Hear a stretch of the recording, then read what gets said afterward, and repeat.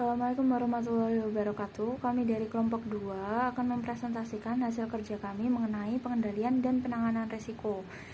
Sebelumnya, perkenalkan, saya Karissa Firdi Agustin dengan NPM akhir 021. Saya Alisa Dayu Gayatri dengan NPM akhir 135. Perkenalkan, saya Roma Agustina dengan NPM akhir 136. Perkenalkan, nama saya Aisyah Olivatur Rasida dengan NPM akhir 150. Saya Galandri Amanda Bisono dengan NPM akhir 159. Perkenalkan, nama saya Robiato Adawiyah dengan 3 digit NPM akhir 163. Saya Sandrina Bintang Alfiradita dengan NPM akhir 200. Perkenalkan, nama saya Sylvia Sasabila dengan NPM terakhir 292. Jadi yang pertama yaitu pengendalian penanganan resiko atau risk treatment control. Jadi pengendalian resiko adalah tindakan atau prosedur yang menurunkan resiko dari resiko inherent menjadi resiko residual agar sesuai dengan risk appetite. Tujuannya yaitu mengurangi probabilitas atau kemungkinan terjadi, juga mengurangi dampak atau kerugian dari resiko tersebut. Nah, jenis pengendalian itu ada 3. Yang pertama, preventif, yaitu mencegah resiko yang terjadi.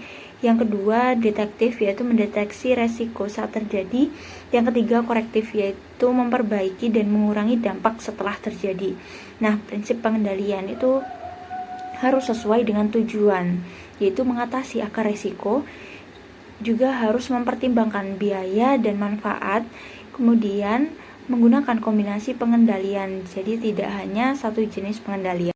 Selanjutnya yaitu definisi dan tujuan pengendalian. Jadi pengendalian adalah tindakan, kebijakan, atau prosedur yang digunakan untuk mengurangi dan mengelola resiko agar tujuan organisasi dapat tercapai.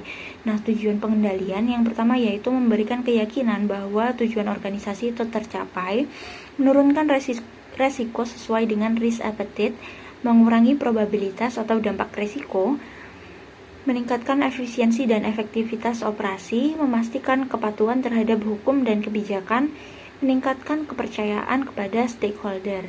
Yang kedua selanjutnya yaitu jenis pengendalian. Jenis pengendalian ada 3. Yang pertama yaitu preventif. Preventif ini mencegah resiko sebelum terjadi. Contohnya seperti pemisahan tugas, otorisasi, password, dan pelatihan karyawan. Yang kedua yaitu detektif, yaitu mendeteksi resiko yang telah terjadi seperti rekonsiliasi bank, audit, pelaporan pengecualian, serta alarm. Yang ketiga yaitu korektif, memperbaiki masalah dan mengurangi dampak. Contohnya yaitu backup data, business community plan, investigasi, dan perbaikan proses. Di sini saya akan menjelaskan mengenai desain pengendalian yang efektif. Merancang sebuah pengendalian yang efektif adalah proses yang lebih kompleks daripada sekadar membuat aturan baru. Desain pengendalian yang efektif ini harus mempertimbangkan beberapa prinsip kunci untuk memastikan bahwa ia mencapai tujuannya tanpa menimbulkan beban yang tidak semestinya pada organisasi. Nah, desain pengendalian yang efektif ini memiliki beberapa prinsip kunci, yaitu yang pertama ada relevansi, yaitu setiap pengendalian harus secara langsung terkait dengan mitigasi risiko spesifik yang telah diidentifikasi dan dinilai. Jadi harus ada garis yang jelas antara risiko, tujuan pengendalian, dan aktivitas pengendalian itu sendiri.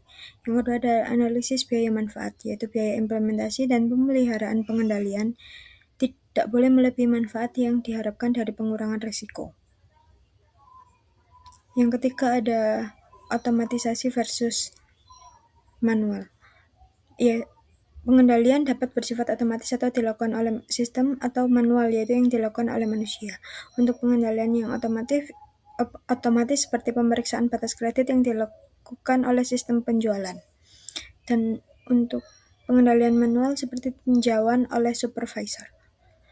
Terakhir ada kesederhanaan dan kepraktisan pengendalian. Pengendalian yang terlalu rumit atau sulit untuk dilaksanakan kemungkinan besar akan diabaikan atau dikerjai oleh karyawan. Dan pengendalian ini harus dirancang agar mudah dipahami dan diintegrasikan ke dalam alur kerja normal sebanyak mungkin. Dan setiap pengendalian harus memiliki kepemilikan yang jelas. Harus ada individu atau peran yang secara eksplisit bertanggung jawab untuk memastikan pengendalian tersebut dioperasikan secara efektif. Selanjutnya yaitu ada strategi penanganan risiko atau risk treatment strategi. Pemilihan strategi yang tepat adalah sebuah keputusan manajemen yang harus mempertimbangkan sifat risiko, risk appetite organisasi, dan analisis biaya manfaat setiap opsi. Secara umum terdapat 4 strategi utama untuk menangani risiko dengan dampak negatif atau ancaman, yaitu yang pertama ada menghindari risiko. Ini melibatkan keputusan untuk tidak memulai atau melanjutkan aktivitas yang menimbulkan risiko, dan strategi ini merupakan strategi yang paling efektif dalam menghilangkan risiko dan seringkali juga berarti menghilangkan peluang yang terkait dengannya. Yang kedua ada mengurangi risiko atau biasa disebut dengan mitigasi, yaitu tidak menghilangkan risiko tetapi bertujuan untuk mengurangi probabilitas terjadinya risiko atau mengurangi besarnya dampak jika risiko tersebut terjadi atau keduanya. Yang ketiga ada mentransfer risiko atau berbagi risiko, yaitu melibatkan pemindahan sebagian atau seluruh dampak finansial dari sebuah risiko kepada pihak ketiga. Dan mekanisme transfer risiko yang paling umum yaitu ada asuransi, yang dimana perusahaan akan membayar premi kepada perusahaan asuransi untuk menanggung kerugian finansial akibat peristiwa yang tertentu. Yang terakhir ada menerima risiko, yaitu keputusan sadar untuk menanggung risiko tanpa tindakan mitigasi yang aktif, dan biasanya karena biaya penanganan lebih tinggi daripada potensi kerugian atau risiko yang dampaknya kecil. Selanjutnya akan dijelaskan oleh rekan saya. Materi selanjutnya adalah menghindari risiko. Strategi untuk menghindari sebetulnya aktivitas yang mengandung risiko dengan tidak terlibat sama sekali sehingga risiko tidak terjadi. Nah, strategi ini itu dilakukan dengan tidak memulai aktivitas risiko, menghentikan kegiatan yang berpotensi merugikan. Dampaknya probabilitas risiko itu menjadi 0. Contohnya, kita dapat menghentikan produk berbahaya, tidak ekspansi ke wilayah berisiko, hindari investasi yang tidak dipahami. Selanjutnya, mengurangi atau memitigasi risiko merupakan upaya untuk menurunkan tingkat risiko ke level yang dapat diterima tanpa menghilangkan sepenuhnya. Strategi ini dilakukan dengan menurunkan probabilitas terjadinya risiko dan menurunkan dampak jika risiko terjadi. Nah, melalui pengendalian preventif, detektif, dan korektif. Nah, contohnya itu pelatihan keselamatan dan kontrol kualitas, diversifikasi pemasok, dan rencana darurat manajemen krisis. Selanjutnya transfer risiko dan asuransi. Nah, ini merupakan strategi untuk memindahkan dampak finansial risiko ke pihak ketiga dengan imbalan tertentu, yaitu tidak mengurangi risiko, hanya memindahkan tanggung jawabnya saja. Adapun mekanismenya yaitu seperti asuransi, kan kita bayar premi, dapat kompensasi saat terjadi kerugian. Nah, ini cocok untuk risiko low frequency atau high impact. Nah, bentuk lain dari transfer risiko itu seperti kontrak, itu ada identifikasi, garansi, dan penalti. Hedging itu lindung nilai seperti future option atau swaps. Terus outsourcing itu alih daya fungsi bisnis. Berikutnya adalah strategi penerimaan risiko. Nah, penerimaan risiko adalah salah satu strategi dalam penanganan risiko di mana organisasi memutuskan untuk menerima suatu risiko dan tidak melakukan tindakan khusus untuk menghindari, mengurangi, atau mentransfernya. Keputusan ini dilakukan secara sadar oleh manajemen setelah mempertimbangkan berbagai faktor seperti kemungkinan terjadinya risiko, besarnya dampak yang ditimbulkan, serta biaya yang diperlukan untuk mengendalikan risiko tersebut. Dengan kata lain, organisasi memahami bahwa risiko tersebut ada dan memilih untuk menanggung konsekuensinya apabila risiko tersebut terjadi. Penting untuk membedakan antara penerimaan aktif dan penerimaan pasif. Penerimaan pasif terjadi ketika organisasi menerima risiko hanya karena tidak menyadarinya atau tidak melakukan penilaian risiko yang tepat. Kemudian ini bukanlah strategi melainkan kelalaian. Sebaliknya, penerimaan aktif atau retensi risiko yang terinformasi adalah keputusan sadar yang didasarkan pada analisis risiko yang solid.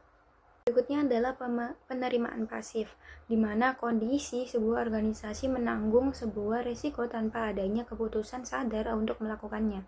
Hal ini bukanlah sebuah strategi yang disengaja, melainkan hasil dari kelalaian atau kegagalan dalam proses manajemen risiko.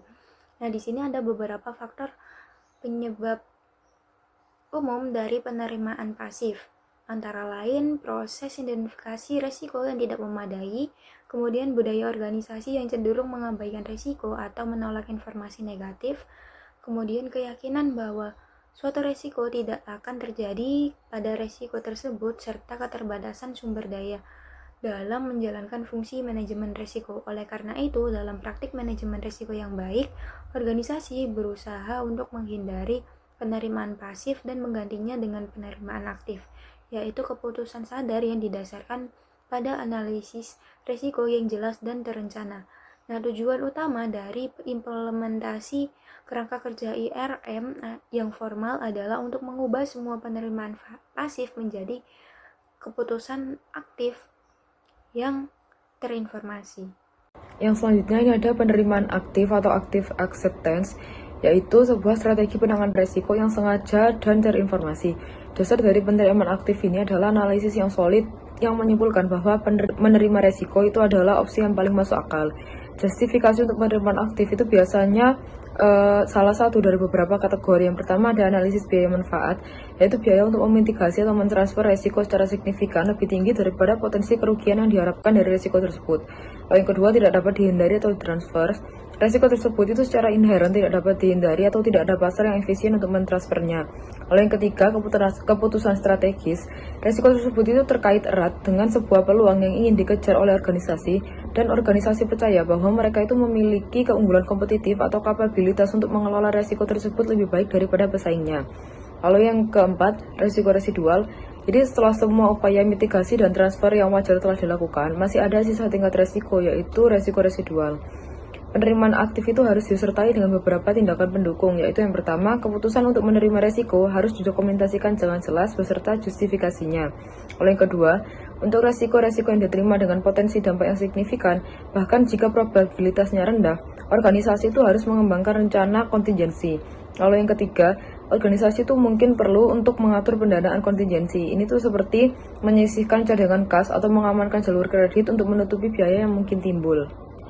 Lalu yang selanjutnya ada dasar keputusan untuk menerima risiko. Yang pertama, itu yang paling fundamental, adalah perbandingan antara tingkat risiko yang dinilai dengan risk appetite atau yang telah ditetapkan oleh organisasi. Jika tingkat risiko yang berada di bawah atau di dalam ambang batas risk appetite dan risk tolerance, maka keputusan untuk menerimanya itu secara umum dapat dibenarkan. Lalu yang kedua, analisis biaya manfaat dari opsi perlakuan risiko lainnya.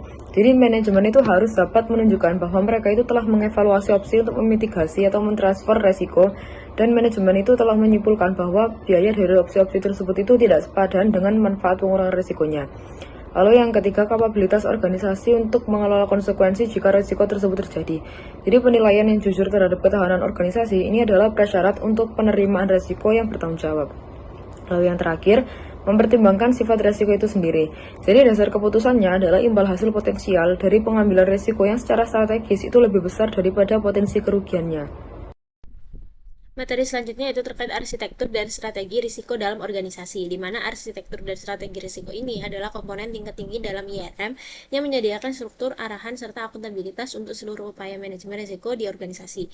Nah, arsitektur risiko sendiri yaitu struktur organisasi, peran, tanggung jawab, dan jalur pelaporan terkait manajemen risiko. Sedangkan strategi risiko yaitu pendekatan yang diadopsi organisasi untuk mengelola risiko dalam pencapaian tujuan. Nah, Dewan Direksi dan Komite Risiko itu akan bertanggung jawab secara fundamental dalam memantau dan meninjau strategi risiko serta arsitekturnya. Kemudian ada kerangka kerja tata kelola risiko, yaitu Risk Governance Framework, di mana ini adalah komponen arsitektur risiko di seluruh organisasi yang mencakup beberapa hal, yaitu ada Dewan Direksi untuk sebagai orang yang memahami risiko signifikan dan memastikan pengelolaan risiko telah efektif, serta ada Komite Risiko yaitu melakukan pengawasan, dan manajemen eksekutif yang merancang, mengimplementasi, dan memelihara IRM, CRO yaitu Chief Risk Officer, yaitu fasilitator atau ahli yang membantu organisasi dalam mengimplementasikan IRM, manajemen lini yang mengendalikan risiko dalam area operasional, dan internal audit yang mengevaluasi atas efektivitas IRM. Nah, integrasi antara strategi risiko dengan visi misi, yaitu strategi risiko harus diintegrasikan secara inheren dengan elemen fundamental organisasi, yaitu visi misi dan nilai organisasi. Hal ini itu untuk melindungi dan memajukan tujuan serta identitas perusahaan. Langkahnya itu mengintegrasikan dimulai dari memastikan risk appetite itu selaras dengan ambisi strategis perusahaan serta visi misinya. Kemudian, strategi risiko itu harus membantu organisasi untuk menunjukkan ancaman dan peluang dalam mencapai misi dari organisasi. Dan yang terakhir yaitu nilai perusahaan harus tercermin dalam strategi risiko tersebut. pemantauan dan tinjauan strategi risiko, yang merupakan bagian penting dari Enterprise Risk Management atau IRM karena lingkungan bisnis terus berubah dan risiko baru dapat muncul. Oleh karena itu, strategi dan arsitektur risiko harus ditinjau secara berkala agar tetap relevan dan efektif. Dengan proses pemantauan memiliki beberapa tujuan utama, yaitu yang pertama adalah memastikan implementasi kerangka kerja manajemen risiko berjalan secara efektif, termasuk kejelasan peran dan tanggung jawab, kepatuhan terhadap proses, serta pelaporan informasi risiko yang akurat dan tepat waktu. Dengan fungsi audit internal sering memberikan penilaian independen terhadap hal ini. Kemudian yang kedua adalah menilai kembali relevansi strategi risiko, seperti kesesuaian risk appetite dengan kondisi pasar dan strategi bisnis yang mungkin berubah. Dengan proses ini melibatkan identifikasi risiko baru melalui kegiatan seperti horizon scanning untuk mengidentifikasi tren yang baru yang dapat menciptakan risiko di masa depan atau di masa mendatang. Kemudian yang ketiga ada mengukur kinerja pengolahan risiko yang merupakan apakah tindakan mitigasi yang dilakukan berhasil menurunkan tingkat risiko. Untuk itu digunakan Key Risk Indicator yang merupakan indikator terukur yang memberikan peringatan dini ketika tingkat risiko mulai meningkat. Dengan hal ini, tanggung jawab utama pemantauan dan tinjauan berada pada komite risiko dan dewan direksi yang biasanya melakukan evaluasi formal setidaknya sekali dalam setahun atau lebih sering jika terjadi perubahan signifikan. Dengan proses pemantauan yang berkelanjutan ini, IRM menjadi siklus perbaikan yang dinamis, sehingga organisasi ini tetap tangguh dan adaptif menghadapi ketidakpastian. Pelaporan dan komunikasi risiko yang merupakan bagian penting dari Enterprise Risk Management atau IRM karena berfungsi sebagai sistem yang memastikan informasi risiko sampai kepada pihak yang tepat pada waktu yang tepat. Tanpa komunikasi yang efektif, maka analisis risiko yang baik tidak akan memberikan manfaat bagi pengambilan keputusan. Dengan komunikasi risiko ini dilakukan dalam beberapa arah, yaitu yang pertama ada vertikal, yaitu dari tingkat operasional dan manajemen senior dan dewan direksi. Kemudian yang kedua ada horizontal, yaitu antar departemen dalam organisasi. Kemudian yang ketiga ada eksternal, yaitu kepada pemangku kepentingan seperti investor, kreditor, dan regulator. Maka dari itu, tujuan utama pelaporan risiko ini untuk meningkatkan kesadaran dan pemahaman terhadap profil risiko organisasi, sehingga para pengambil keputusan dapat mempertimbangkan risiko dalam setiap keputusan bisnis.